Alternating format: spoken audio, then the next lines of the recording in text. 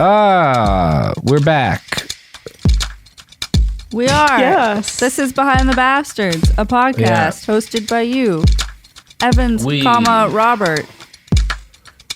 And our guest today is Durante, Caitlin. It's me. I'm back. Hot dog. Show enough. So, how are we doing, Caitlin? I am doing all right. Learning a lot about Max. Nope, not Max. I know. It's hard not to, right? It's difficult not to. He's just in my brain more than John Landis, but learning a lot about John Landis. And also I went to John Landis's IMDb because earlier I was like, I couldn't name a single John Landis movie. Has he even made anything? Yeah, he's done a bunch of shit. Turns out he's made so many movies that I have seen. Yeah, he's an incredibly influential director, actually. Turns out he's done some stuff. Mm-hmm. Good for him. Yeah. Like ISIS, you got to give him credit for a couple of things. For being active in the pursuit of their goals. Mm-hmm. Mm-hmm. And also, John Landis famously conquered a sizable chunk of northern Syria. Robert, I don't talk about that as much. Robert, task at hand. I'm always working on the task at hand, which in this case is talking about John Landis's Twilight Zone movie. So the climax of Landis's segment of the Twilight Zone movie was notably the only really big action set piece of the movie, right? There's not any other like war scenes or really like even all that action-y scenes, right? Like there's some cool shit, especially in Joe Dante's bit, but like this is the only thing with like big explosions and stuff. Mm-hmm. So one Slate article I found alleges that it was, quote, an excuse for director John Landis to capture immense explosions on film. There have been allegations that the pyrotechnics that he was ordering people to use were illegally large. I can't speak to that, but I found nothing that makes me doubt the basic analysis, which is that John Landis had not gotten to direct a war movie yet, and he kind of used this as an excuse to do a big gritty war movie.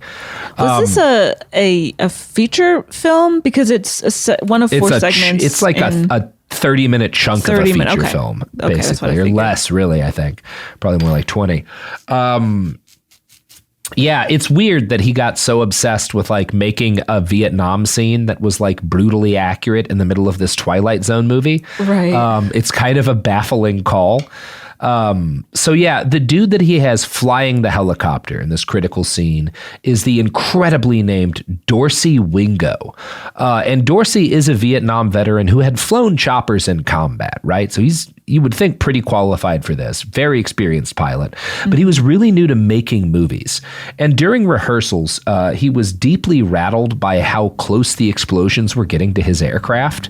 And again, this is a guy who's been in combat in a helicopter, who is scared by how close the explosions are to his helicopter. On a movie set, yeah. Yeah, and again, if you are directing a movie with a helicopter getting shot at, and your combat veteran pilot is like, hey, this seems dangerous, you might be like, perhaps we're making a mistake. Because this is a movie and not the Vietnam War. Mm-hmm. Mm-hmm. Things may be going a bit far. John Landis does not have this moment of realization.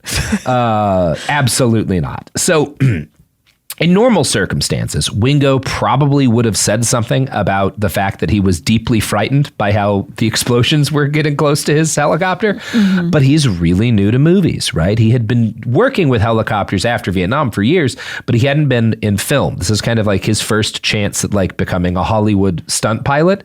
And again, doesn't want to upset John Landis and get blacklisted.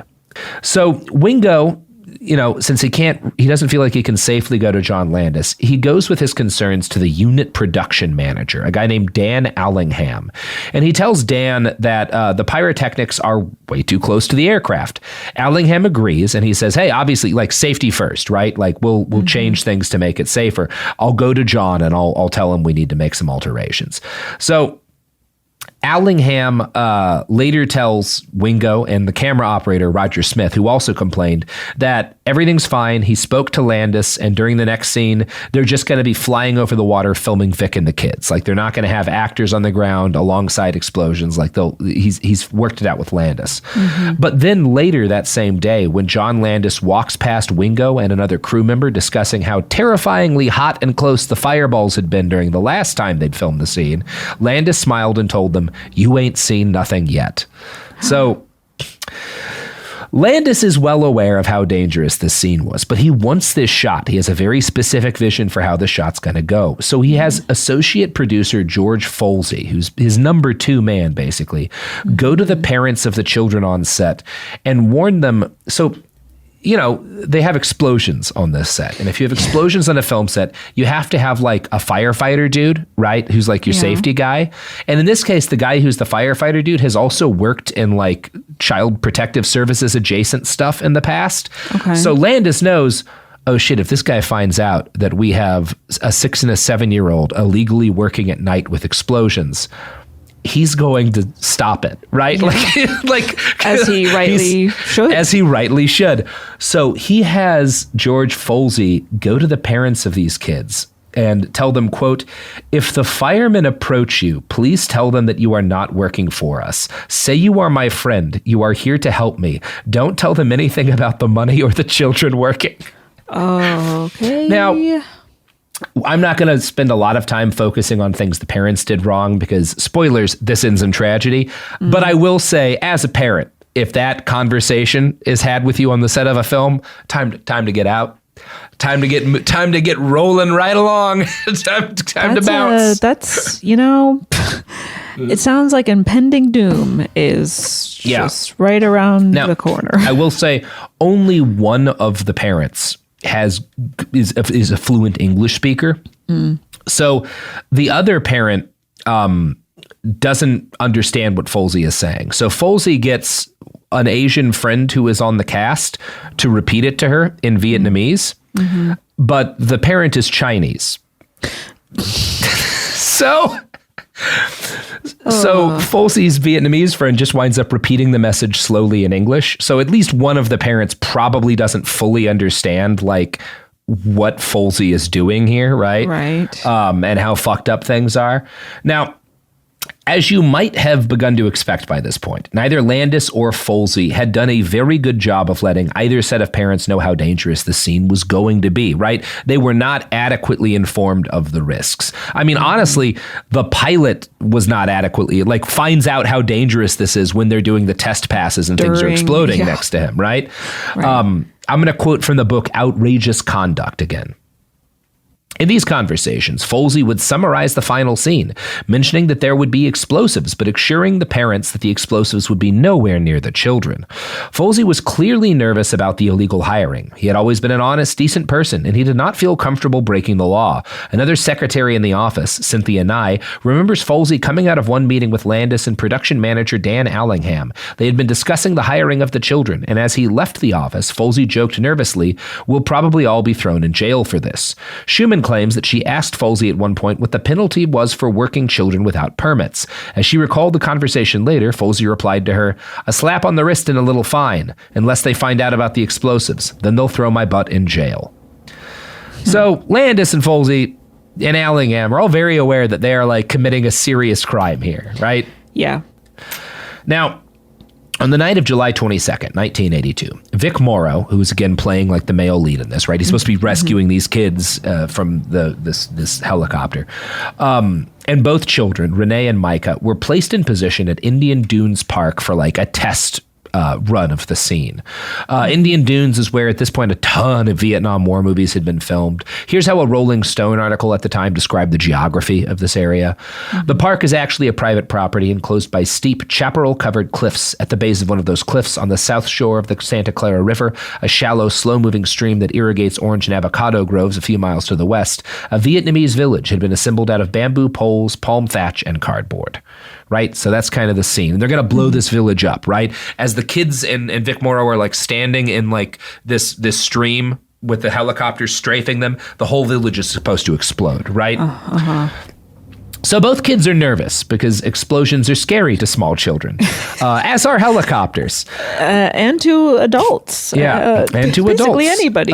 Vic Morrow, being a nice guy, makes a bunch of funny faces to try to relax them. And he's so successful at this that the kids start laughing hard enough that they can't stop when Landis wants to start filming. So he has to halt the scene and yell at the kids to stop laughing.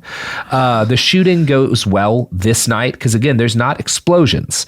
And then the parents are given $500 each in envelopes under the table and told to bring their kids back the next night. July 23rd, 1982 is the night that they are set to film the final scene of Vic Morrow rescuing both kids by carrying them across the river while a U.S. helicopter attacks. He was supposed to say, "I'll keep you safe, kids. I swear to God," as the village explodes behind them. As the parents of both children sit, watching the final scene unfold, Renee's mother asks, "Is it dangerous?" And Folsey says, "No, not dangerous, just a loud noise." At 2:20 a.m., John Landis calls action. He yells, "Fire, fire, fire," as two machine gunners pump blank rounds into the river. James Chamomile, the pyrotechnician, begins setting off a series of explosions. It is immediately obvious that these are even larger and closer to the helicopter than the ones that had previously frightened the pilot. And as the pilot is zooming in over these explosions with the kids underneath him, Landis starts yelling at him, screaming over the mic, "Lower, get lower." Micah Lee's father, Daniel, who was a Vietnam War veteran, says that the blasts reminded him of real rocket detonations. Quote, "I was so horrified, I was screaming. The second blast, I fell down on the ground. I cried, 'God!' I was so fearful, and I knew danger. It was not something made up, but real danger." Wow. So Landis just keeps telling the helicopter to get closer. Two of the explosions detonate basically right on the chopper, close enough that they have an effect not unlike anti-aircraft fire. The National Transportation Safety Board, in their analysis, would later conclude, quote, "The probable cause of the accident was the detonation of debris-laden high-temperature special effects explosions too near a low-flying helicopter, leading to foreign object damage to one rotor blade and delamination due to heat to the other rotor blade. The separation of the helicopter's tail rotor assembly and the uncontrolled descent of the helicopter. The proximity of the helicopter to the special effects explosions was due to the failure to establish direct communications and coordination between the pilot, who was in command of the helicopter operation, and the film director, who was in charge of the filming operation." So the helicopter goes down, right? The explosions damage it and it crashes. Now, Landis had wanted the explosions to be close to the helicopter, and he had wanted that helicopter hovering right over the heads of Vic and the children for the same reason. He wanted the scene to look intense and frightening. His vision for the movie now led to a calamity. While roughly 100 people watched, the helicopter plunged into the river. The right skid crushed 6-year-old Renee, killing her instantly. The craft then toppled over on its side, cutting Vic Morrow and the 7-year-old Micah in half. There's footage on this. You can find it on YouTube. It's not gory, but you see the chopper because the water kind of covers it. You see the chopper hit them. It's pretty fucking terrifying. Like, Jesus. If you want to have knowledge of what that looks like, you can see it. I don't. Yeah. But I mean, okay. So when I said horses maybe died, or maybe people, it was horses die. It was the people, and it was two of which were young children. Yeah, two of which together did not add up to 14 years of age. Oh, horrible. Yeah. It's pretty bad. Horrible.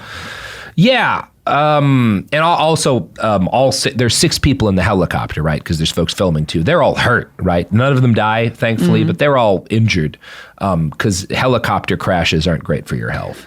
No. So this is about the worst thing you could watch happen as a parent. Yeah. There's not a lot that I could imagine being higher on that list. No. So there's obviously in the immediate aftermath of the crash, there's silence, right? As everyone kind of like grapples with what has happened. And then Renee's mother begins to scream. John Landis, who being the guy that John Landis is, still feels a need to act as if he's in control of the situation, says, that's a wrap. Are you kidding me? It's one of those things. He goes on to say, like, leave your equipment where it is. Everyone go home. Please, everyone go home. Like, right. Obviously, someone needs to announce that, like, filming is over, I guess. I don't know. Someone needs to announce something. For whatever, I don't think the right thing to say is that's a wrap. I just don't. Like, no. Yeah, I really don't think that's the right thing to say after you have gotten 2 children and a stuntman killed. Not the right thing to say at all. Oh my God. John Landis. Mm-hmm. But on the other hand, we got Animal House out of his career, so who can say if it was worth it? And then, he goes on to direct, what? Sorry, I have a bunch of shit. A bunch of stuff. We'll talk about some of the shit he goes on to direct in just a little bit. But you know what we're going to talk about right now, Caitlin? Is it products and services? Yeah, and the products and services in this podcast, Caitlin, not once have they been involved in a fatal helicopter accident. I'm so glad to hear that's the absolute guarantee we make. Unless the corporation winds up ever supporting us, in which case they've been responsible for a lot of deadly helicopter accidents. But that's a problem we'll cross when we finally get that big sponsorship. But I've always thought we're more of a podcast, right, Sophie? I find you to be so annoying. Mm-hmm. Yeah, well. You know what else is annoying? Not having the great taste. Mm-hmm. Are you really doing an ad for that's good right now? Like they haven't done anything bad? Because that's why I said the great taste of unlike the terrible helicopter crashy taste of products. So there, Sophie. Robert, it's time for an ad break. It sure is.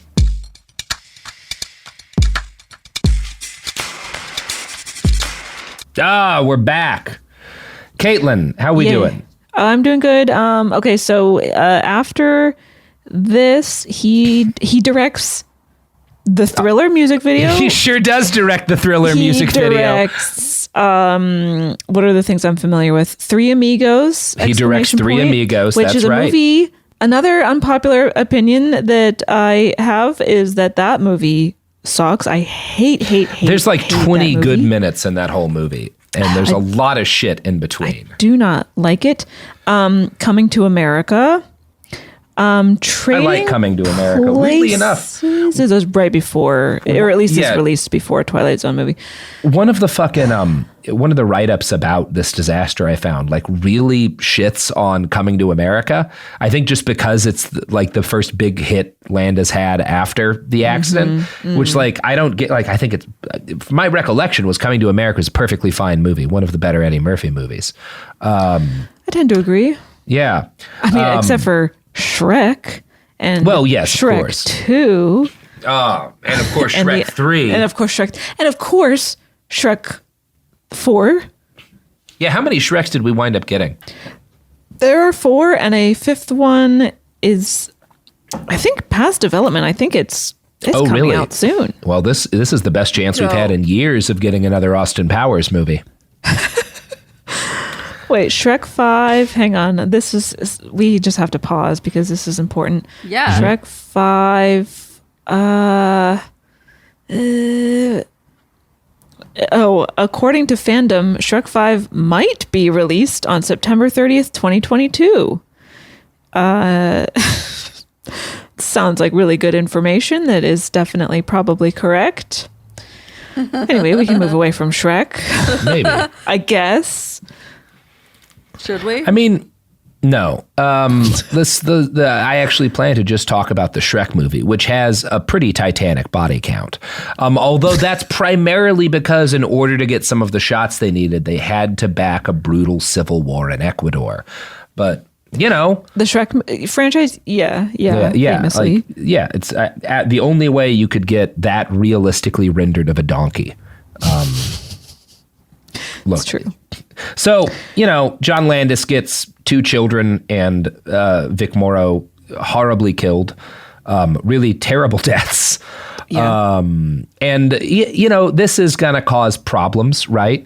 Hollywood is pretty good at smoothing some things under the table, right? Mm-hmm. But this is a problem, right? This is a big story. Noticeable. Yeah, children cut in half by helicopters there's gonna be some legal stuff. That's gonna come out. Yeah, a little bit. So the wheels of justice, or what passes for the wheels of justice, start to churn up after this. The first court cases that kind of get resolved, at least, are lawsuits from the families of the children who get killed.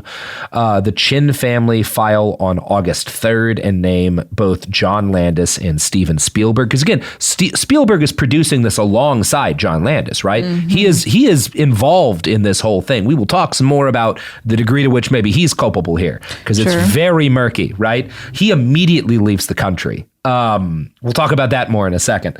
As does, oh God, what's her name? The Kathleen lady who wound up running Marvel. What's her name? I don't know.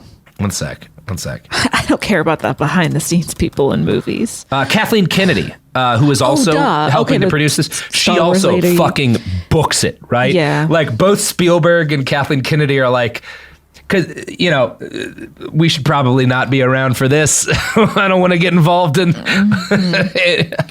Mm-hmm. So yeah, the first court cases that follow this are lawsuits from the families of the slain children. The Chin family files on August 3rd, and they name Landis and Spielberg, as well as Folsey and Wingo.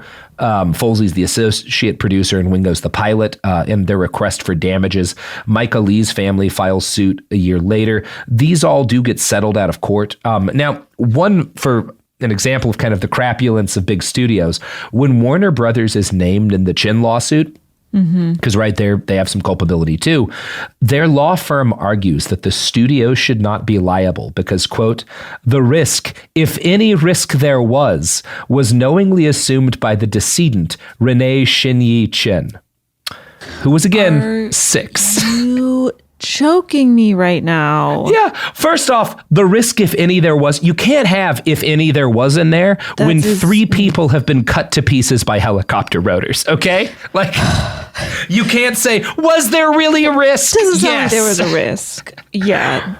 That everything about that sentence is wrong. Yeah, it's unbelievably, like, it's a strong case that entertainment lawyers should be boiled. Yeah. So these civil lawsuits are all eventually settled. We don't really know like what kind of money the families get. I hope it's a lot. Like, but we don't really know. But of course, that doesn't end kind of the legal stuff around this, because 3 human beings have died gruesome deaths. 2 of them are children who have been hired illegally. So the state of California needs to determine if there was any criminal liability for the accident. District Attorney John Vandekamp assigned prosecutor Gary Kesselman to the case, and an LAPD sheriff's detective assisted. The investigation found the things that I have noted already. They find like Folsey saying, "Oh, I'll go to jail for this." They find that the children have been illegally hired, that this has been hidden from the fire safety officer. So they're like, well, there's enough here to convene a grand jury for fucking sure. Which, one of the rare times I'll be like, yeah, that LA sheriff's deputy was more or less right. So they convene a grand jury. And when you convene a grand jury, that means that there's enough evidence that there's something wrong that you're going to bring the people involved in front of a jury and have them be questioned, right? And then the jury's going to decide, do we indict? Which means, like, do we actually charge people with a crime, right? So the Folsey winds up in front of the grand jury, who he says that, and in front of the grand jury, Folsey says, in retrospect, it would have been better to shoot the helicopter and the actors at separate times, which... No shit. I'm glad you can see that, buddy. Yes, in retrospect, it would have been better to not do the thing that got 3 people killed. There was adequate technology at the time that, you can like superimpose two things together. If you could have explained the concept of a helicopter in 1899, there was adequate technology for them to have said, no, this sounds like a bad idea. Right. Yeah. Oh, no wonder everything is like CGI these days. As much as I love a practical effect, if it puts anyone in danger. You could have had a practical effect and like puppets and like there's people have done scenes like this that did not endanger human life. Right. So many ways to do it. Or at least not children, right? Like that, one of the things happening here is that like no one's getting charged or even like attempted to be charged with Vic Morrow's death, because as questionable as some of the decisions made, he was an adult who chose to be in a situation he knew was dangerous, you know? Which is still wild. I mean, like, they're still fucked up, but like, these are children. These are children. They cannot, and honestly, their parents can't consent to put them in that danger. You're not allowed to do that. They're children. And they're not given any of the information, and children are famously not very good at advocating for themselves, nor fully understanding. I mean, so much of our society exists to stop people from doing things like this to children. Right. This is why you can't put them in coal mines anymore. So I'm going to quote for more on how this grand jury goes from Crime Library. Quote, John Landis testified and blamed underlings for the tragedy. He said that he had assumed Stewart and Wingo had worked out the coordination of their jobs. He did not make certain of it, because I assumed if these men are experts licensed by the government to do their jobs, they've done their jobs. Kesselman pressed on as to why he did not make sure they talked, because when you get into a taxi, Landis replied, you assume the driver is not going to drive you off a bridge. It's just assumptions. The guy is a licensed taxi driver. These are experts. Later, the prosecutor began, the final authority in terms of camera, actor positions, helicopter, or whatever on that set is not mine, Landis broke in, because if I ask an actor, I said, would you please take your hand and stick it in this garbage disposal? The actor is going to say, of course not. So he's accepting absolutely no accountability for this. No. The director should be the ultimate authority on set, but also should have no responsibility when things go wrong. Right. Yeah.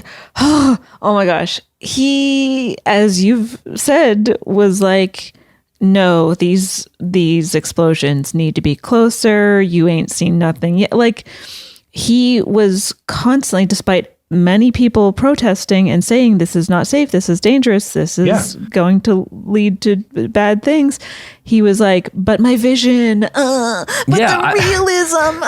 I must make a perfectly accurate Vietnam War scene in this Twilight Zone movie about a time-traveling racist. Yeah.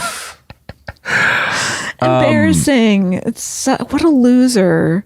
He sucks for sure. He's definitely a piece. Sucks so bad. You know what? Poopy. That's what I'll say, Caitlin. To quote Jamie Loftus, pee-pee poo-poo. Wow. Mm-hmm. Powerful. To quote the award-winning Jamie Loftus, pee-pee poo-poo. Mm-hmm. Who I am feuding with. Feuding and fussing. Just the hypocrisy of, being like, no one questioned me. Yeah. Every choice I'm making is the best. I have ultimate power and control here. Yeah.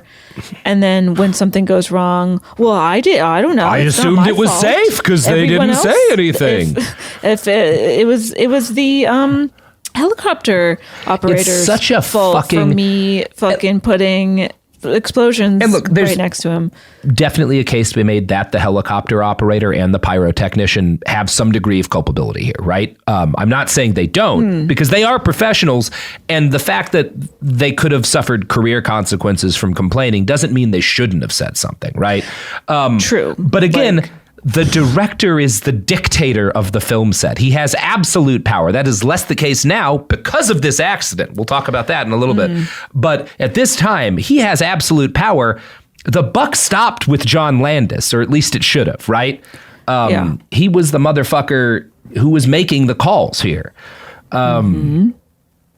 And it's kind of like he compares it to a taxi driver and like, well, look, it's not my fault if I hire a cab driver and he crashes. Like, well, okay, but if you hire a cab driver and then you force him at gunpoint to do body shots while driving the cab and then he crashes, then you are responsible for that car crash, actually. Because he would not have been drinking if you had not been forcing him to do it. Which is not to say that it's wrong to force your cab driver at gunpoint to drink. That's a fun time. That's like I'm not a cool party time. It is a cool party time, and cab drivers love being forced to do shots. That's the motto of this show. It is not. Threaten a cab driver. Anyway, it could be, Sophie. Allegedly. It could be. Allegedly. So obviously, a grand jury indicts the shit out of John Landis. Along with Folsey and Allingham, they are charged with manslaughter in the deaths of Renee and Micah. Again, they're not being charged for Vic Morrow's death. The charges are based on the fact that the deaths had occurred during the commission of an inherently dangerous unlawful act. And that unlawful act was the illegal hiring of children, right? So the fact that they're getting charged with manslaughter, that manslaughter charge relies entirely on the fact that those children were illegally being employed, right? Does that make sense? That's why no one's getting charged for Morrow's death. It makes sense because I understand what you're saying, but it also doesn't make sense because it should just be illegal to... Yes. I'm not trying to make a do moral everything case, that but happened on this set. You know, the law is the law. It has nothing to do with morality. So I'm trying to explain, like, this is legally what's going on here. Right. So again, the crime is not just that they got people killed. It's that the people they got killed could not legally have been on that set when they got killed. Right. That's what makes it not just an accident, but adds like the criminal responsibility. I see. So Kesselman decides not to try and get an indictment against these guys for the illegal hiring of the children itself or having them work past curfew. These would have been slam dunk convictions. Obviously, they were blatantly guilty, but both would have had like 10-day maximum jail sentences because they're more like maximum. Yeah, because it's like illegally having kids work at night and stuff isn't like a serious crime on its own. I guess a felony. It's not like hard time or whatever. And right. Kesselman, I'm not going to like make a stance on whether he made the right call or not. The reason he doesn't go for these slam dunk convictions alongside manslaughter is he's worried that if the grand jury has the chance to like indict these guys on something easy that's lighter than manslaughter, that they'll go with the easy charges and they won't go for manslaughter. I see. He's again, it's like the prosecutor in this. You're always playing kind of a game with the jury here. I'm not a law expert. I'm not going to give an opinion on whether or not this is a good call, but this is the call that he makes, right? So the case churns forward. And while this is happening, obviously the dead people are having their funerals because that's what you do when people get killed. In one of the most unfucking hinged moments in Hollywood history, John Landis decides to attend all three ceremonies. All three funerals? Yup. Is he super apologetic? Now, there is some speculation. But that he was advised to not just attend. Was he like, did he go in? He was super apologetic. No? Sophie, that's a fun question. Absolutely not. But he does do the opposite of that. There is speculation that his lawyers advise him to not just show up, but to speak at the funerals in order to seem deeply hurt by what has happened. Now, in all cases, the families beg him not to come, right? Like, nobody wants John Landis at these fucking funerals, you know? No. Not only does he come, but he makes a speech, at least at Vic Morrow's funeral. And I'm going to quote now from a write-up by Dick Peabody, who's one of Morrow's friends. They'd worked together in a bunch of stuff before. And he's a close enough friend that Peabody winds up as a pallbearer at Morrow's funeral. So this is Dick Peabody's recollection of the funeral. I rode with them being Morrow's family, to the funeral and sat with them in the section of the chapel reserved for family. Moments after we arrived, an audible shockwave of reaction from Vic's friends and coworkers who'd come to pay their respects grabbed my attention. A thin, bearded man was coming down the aisle, seemingly unable to walk without assistance. He was supported by a woman and another man, Miss John Landis and George Folsey Jr., the production manager of the Twilight Zone movie. The bearded staggerer was Twilight Zone director John Landis. His stooges helped him to the lectern, and he began a rambling eulogy, unplanned, unrequested, unwanted, and shocking to Vic's family and friends. His mere presence at the funeral was offensive to them. He did this, presumably, on the advice of his attorney. The most obnoxious remark he made, among many, was that he was proud to have directed Vic in what Vic himself considered the best performance of his career. Vic's girlfriend and his ex-wife, Barbara, both said that Vic thought the movie was a piece of shit, and he was ashamed to be connected to it. So I cannot confirm whether or not John Landis was telling the truth or Dick Peabody was telling the truth about how Vic felt about this movie. It is worth noting that multiple other accounts back up Dick's retelling of events. In fact, some of them sound worse. According to several accounts, here is the full text of what Landis said. Tragedy can strike in an instant, but film is immortal. Vic lives forever. Just before the last take, Vic took me aside to thank me for the opportunity to play this role. Now, Caitlin, if you had to calculate in a lab the worst eulogy to give after getting 3 people killed in a helicopter accident, could you do better than this? I think he absolutely nailed giving the worst eulogy imaginable. The balls, number one, to get up and speak and say anything but I'm sorry and my life means nothing now, is one thing. To get up and say, at least it was the best thing he ever did. My movie was his best moment. The ego. Unbelievable. I cannot even begin to comprehend the size of the ego you have to do something like that. We need to have a law wherein if a certain number of people vote that a situation is deserving of a motherfucker getting hit in the face with a brick, then it's legal to hit them in the face with a brick. And I think this would be my yardstick, right? If I'm arguing the Supreme Court, what is the bricking?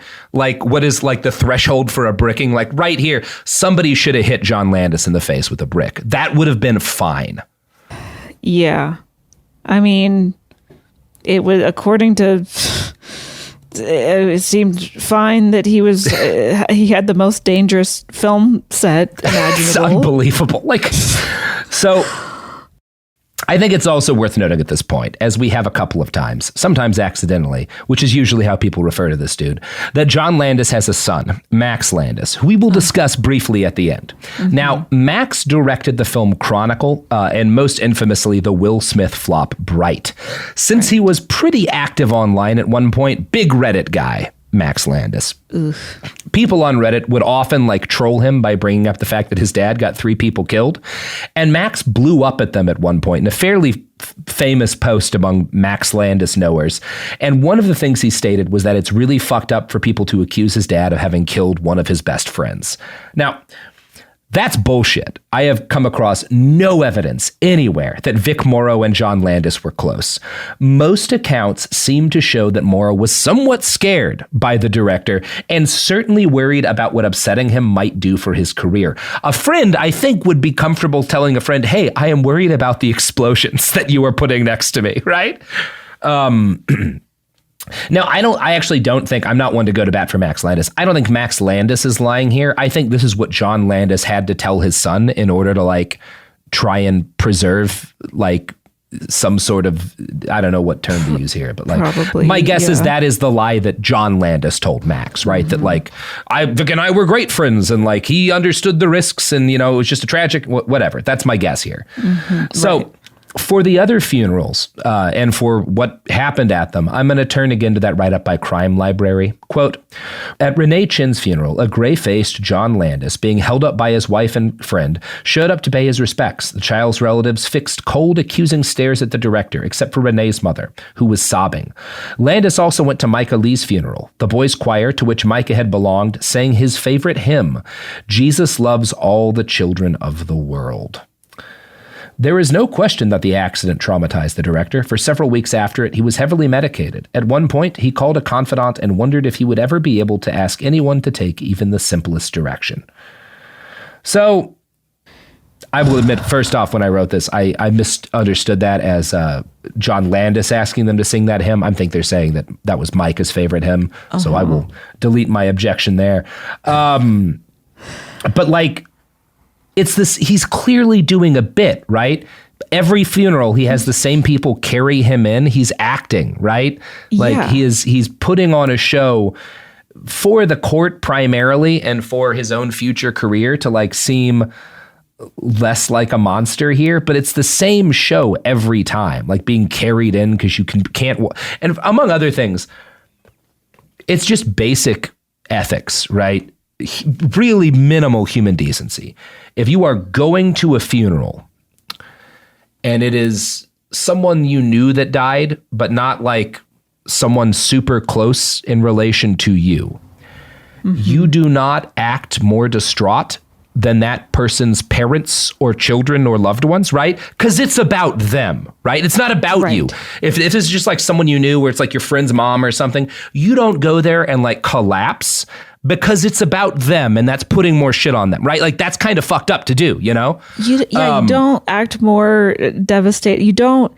Certainly as the director of a film that these kids you've known for 2 days are in, you don't act more distraught than their fucking parents, you know? And you don't draw attention to yourself by giving Absolutely a eulogy. not. Like first of all, you don't go, John. You shouldn't go. You shouldn't go to these funerals. And if you do feel some need because you actually are ridden with legitimate guilt, which he clearly is not, you slink in, you stand in the back, you don't draw any attention to yourself, and then you bail, you peace out. Even that's questionable, but like, absolutely. You absolutely don't do this. You absolutely don't do any of the things that he did. Yeah. What a performative piece of shit.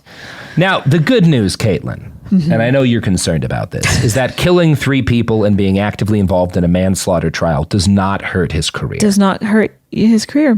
While the case unfolds, which takes like 3 years, he directs 4 films and takes on a number, again, as we've talked about, he directs the Thriller video. Like, yeah.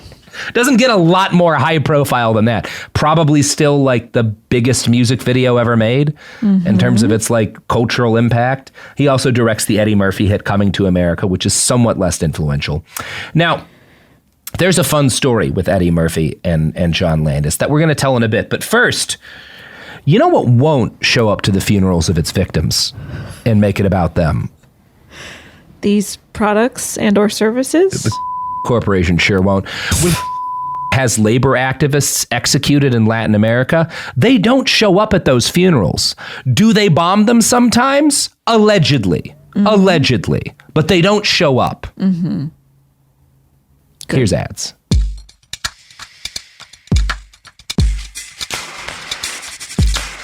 We're back. So Eddie Murphy and John Landis were friends at one point, right? They'd been in some stuff together, and they're good enough friends that in the wake of this tragedy, Eddie goes to Paramount because he Coming to America is like a script that comes to him first, right? I'm not going to get into the weeds of like how it gets made, but right, he's wanting to make this movie, and he makes Paramount hire John Landis and give him $1 million and final editing rights on the film, which is more than they want to spend, and he does it because Landis is his friend and Eddie Murphy wants to give his friend a win. Now, I'm not saying Eddie's not a questionable dude, because this is a questionable moral decision, but it's being a good friend. You can't deny that, you know, which is not being a good person, but it's at least Eddie is a guy who will go to bat for his friends. This does show that. So what's funny about this is that Eddie Murphy really does John Landis a solid, and then John Landis treats him like utter shit the entire time they're making this movie.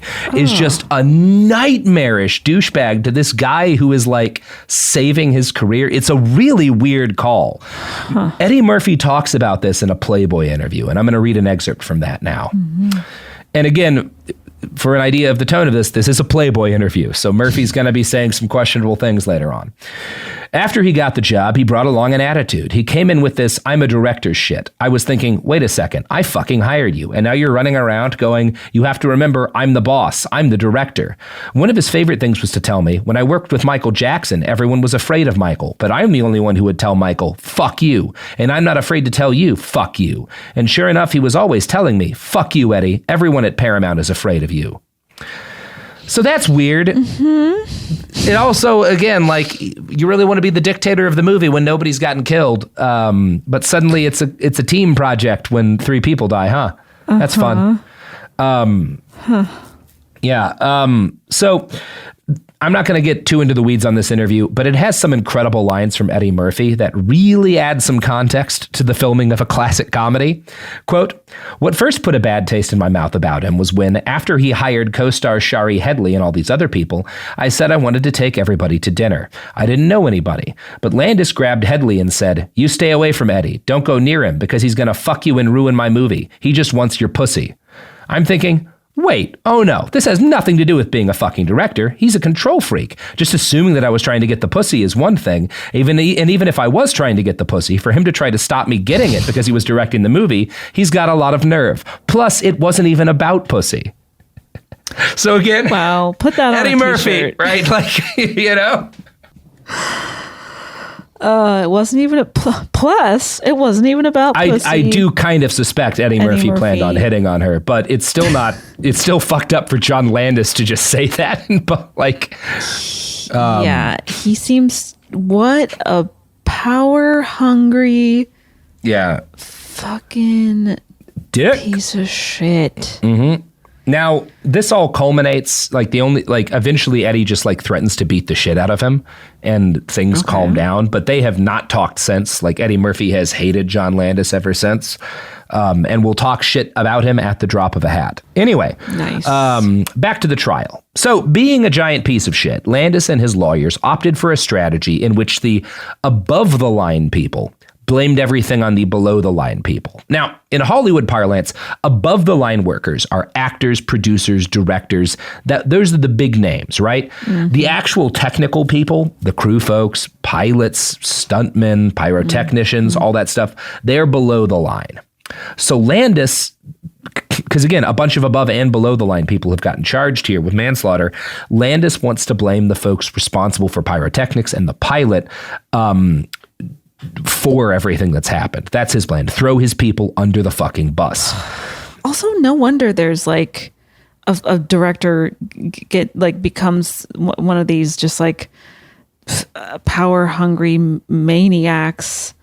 Because just language like that, if you come to a set and you see that there's a hierarchy like that, and then you realize you're at the top of it.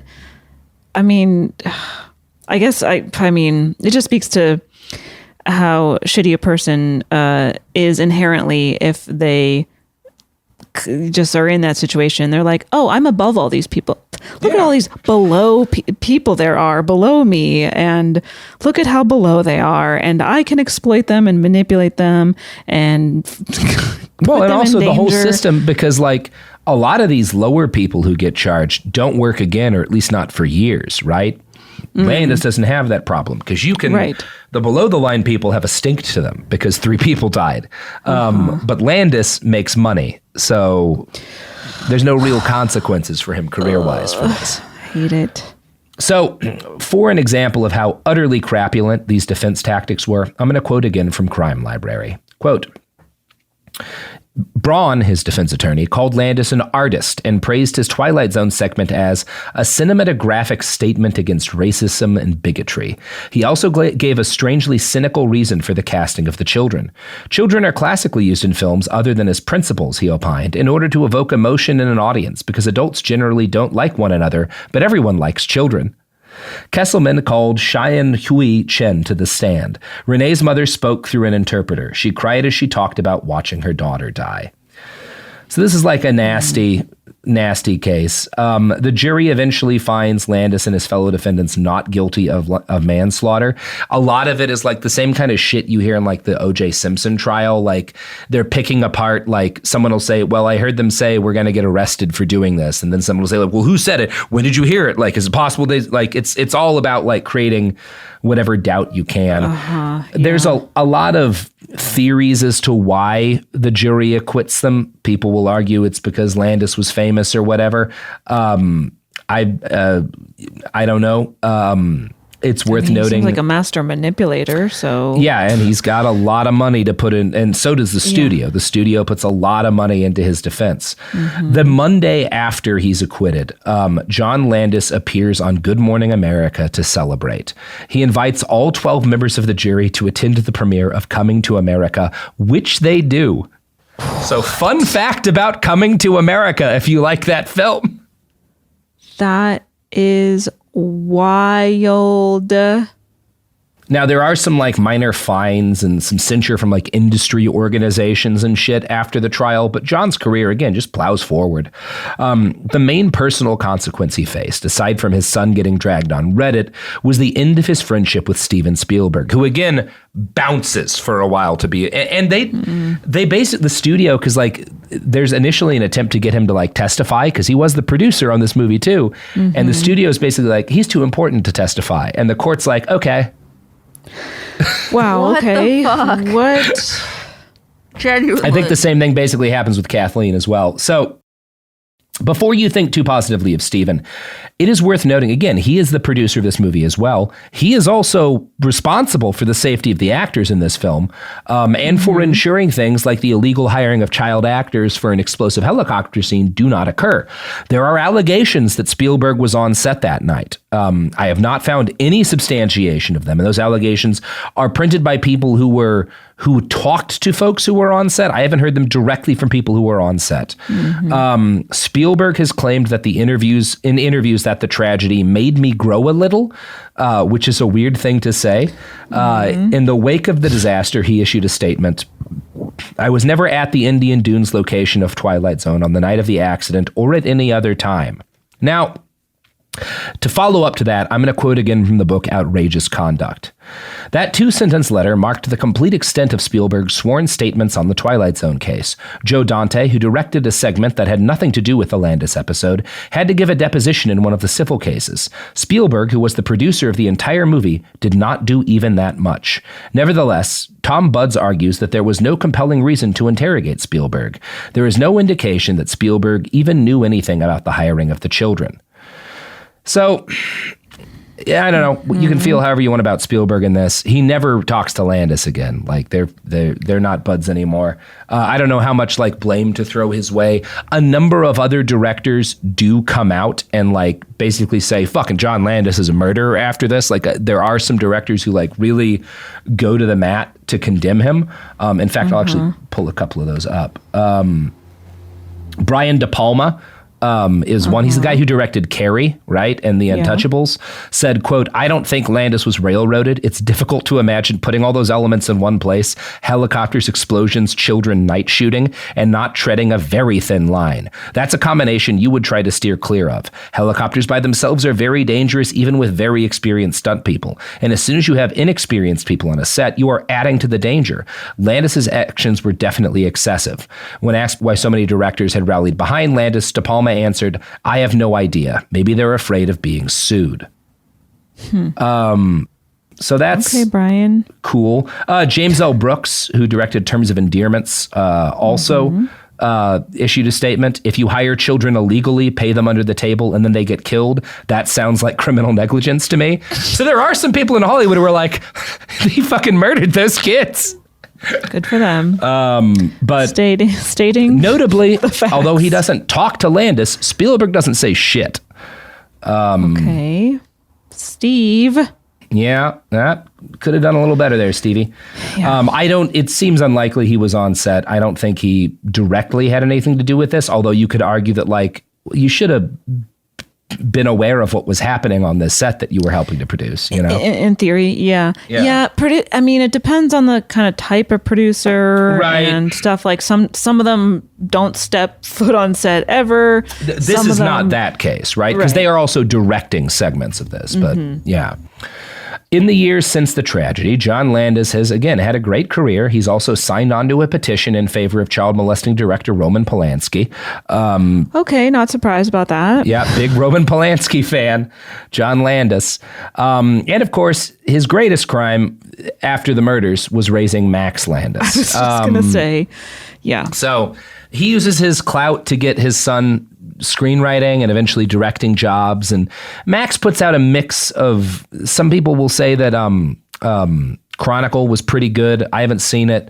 I watched American Ultra, which was very mediocre. In December of 2017, he is accused of sexual assault by a former coworker, and then a couple of years later by 7 other women who eventually accuse him of rape, assault, and psychological abuse that borders, he's got kind of a cult. It's like this weird group of friends that, like, he's always cycling people through and exiling people, like all this kind of, like, he's a fucked up dude, Max Landis, a bunch of fucked up shit. He is now running coaching seminars, coaching screenwriters. His career seems to have pretty much cratered. Good. So that's good. Loser. We'll see if he tries to come back at some point. But another Max Landis story is the devastating Daily Beast article about the years and years of psychological abuse that he did to a number of women and how fucked up and insidious it was. As a note, if you just find Google Daily Beast Max Landis, you'll get the URL for that. It's on a paywall, but if you go to archive.is and you plug that link in, it'll pop up an archived version that you can read outside of the paywall. If you want to know the kind of fucked up shit that Max Landis was doing, that's beyond the story today, because we're talking about John Landis, who, as fucked up as Max Landis is, his dad is worse because his dad murdered 3 people. It's just a whole a whole bloodline of great father-son duo in hell. Yeah. And that's the story of John Landis, a guy who sucks. What a bastard. Mm-hmm. So, I don't know, show up to his funeral when he dies and make it about you. I will. I really will do that. Caitlin, I think we all should. Do you have any pluggables for us, perhaps? Oh, gosh. Sure. I sure do.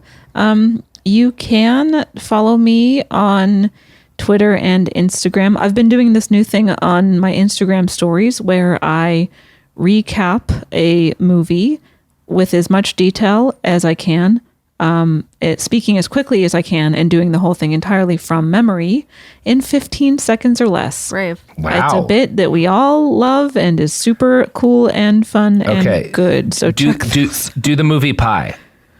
The movie Pie. Oh, are you... First of all, I barely remember. I couldn't even. Yeah, I've never watched it while not tripping, and I've watched it like 7 times. I've definitely seen it, but it was like in college because I was like, I'm a film student and I need to watch fucking Darren Aronofsky. It's a great movie to trip while watching. Although, if you really want to fuck your head up, watch Tetsuo the Iron Man, because that'll. Oh yeah. Okay. There's a drill fucking scene in that one, but anyway. Caitlin. I'm afraid I will not be doing a good job recapping the movie Pi. Also, as soon as you said that, my brain immediately went to Life of Pi, and I was that's it's about a boy and the tiger in the boat. Yep, did it. Crushed it. Yep. I guess my Pi summary would be math and Judaism. Yeah. That could be. Again, don't remember a single detail about the There's a lot of both in that movie. Cool. So yeah, check out those Instagram stories. Follow me on those social media platforms if you must. / please do, because the more followers I have, the more validated I feel as a human person. And then you can check out the Bechtel Cast, which I co-host with Jamie Loftus, and we examine movies through an intersectional feminist lens. Well, follow Caitlin and find us both on Twitter once you've listened to this and tell us your Max Landis stories. I'll bet there's a number. I'll bet like a not insignificant number of the people listening to this show were like, oh, I had a run-in with that motherfucker. Yeah, I want to hear. There's a lot of them out there. Mostly just inane, stupid shit, but also some horrifying stuff. So anyway, that's the episode. Thanks for having me. Thanks for being on the show. Behind the Bastards is a production of Cool Zone Media. For more from Cool Zone Media, visit our website, coolzonemedia.com, or check us out on the iHeartRadio app, Apple Podcasts, or wherever you get your podcasts.